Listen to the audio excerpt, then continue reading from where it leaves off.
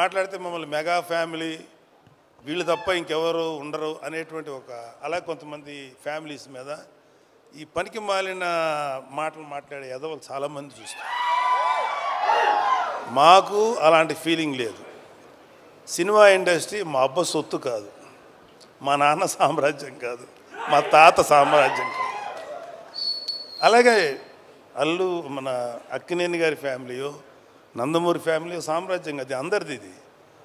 So ఇవాళ అడవిశేషు గారు లేకపోతే ఎంతోమంది యంగ్స్టర్స్ ఫిల్మీ ఫ్యామిలీ సంబంధం లేకుండా దే ప్రూవ్డ్ వాళ్ళకి ఎవరు అడ్డం వచ్చారు, వాళ్ళ టాలెంట్స్ వాళ్ళు పైకి వచ్చారు.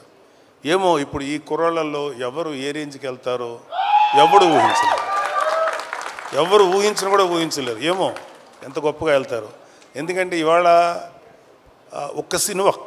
ఒక సినిమాలే కాదు, ఎన్నో ఓటీటీ ప్లాట్ఫామ్స్ ఉన్నాయి. వాటిలో దేంట్లో వచ్చినా అద్భుతమైన పేరు వస్తుంది. సో ప్రతి వాళ్ళు ఫస్ట్ ఏంటంటే ఒక మంచి కంటెంట్ ఉన్న సినిమాకి, కథ ఉన్న సినిమాకి ట్రై చేయండి.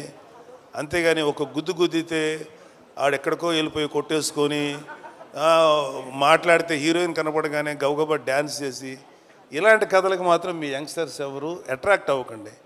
కంటెంట్ ఏంటో చూడండి. ఆ విషయంలో నాకు శేషు నచ్చుతాడు అండ్ వరుణ్ బాబు నచ్చుతాడు. ఈ మధ్యన మా తేజు నచ్చుతున్నాడు. విరూపాక్ష చేశాడు కాబట్టి చెప్తున్నాడు. అంటే అంతకుముందు మా తేజు కొంచెం కమర్షియల్గా వెళ్ళాడు.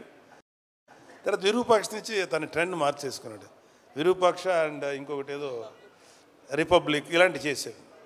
సో ఒక వరుణ్కి నాకు ఒకసారి డిస్కషన్ వచ్చింది, ఎందుకురా నువ్వు కొంచెం కష్టమైన క్యారెక్టర్లు సెలెక్ట్ చేసుకుంటావు, చాలా కమర్షియల్ సినిమాలు చేయొచ్చు కదా అంటే, నాన్న ఒక 100 సినిమాలు రిలీజ్ అనుకున్నానా, అందులో ఒక 10 సినిమాలు కొంచెం డిఫికల్ట్గా అంటే కొత్తదనంగా ఉంటాయి. వాటిల్లో కనీసం ఒక 5 సినిమాలన్నా ఆడటానికి అవకాశం ఉంటుంది. 90 సినిమాలు రెగ్యులర్ కమర్షియల్ సినిమాలు ఉంటాయి. ఈ 90 సినిమాల్లో ఒక 10-15 ఆడతాయి. మరి ఎక్కువ ఆడుతున్నాయి కదా అన్న, కానీ రేషియో చూసుకున్నాను 90లో 10 ఆడతాయి, ఇక్కడ 10లో 5 ఆడతాయి. కాబట్టి ఎప్పుడు కూడా ఒక కొత్తదనం కోసం వెళ్తేనే యాక్సెప్ట్ చేస్తానని చెప్పి, అది నాకు చిన్నవాడైనా వాడిచ్చిన రియలైజేషన్.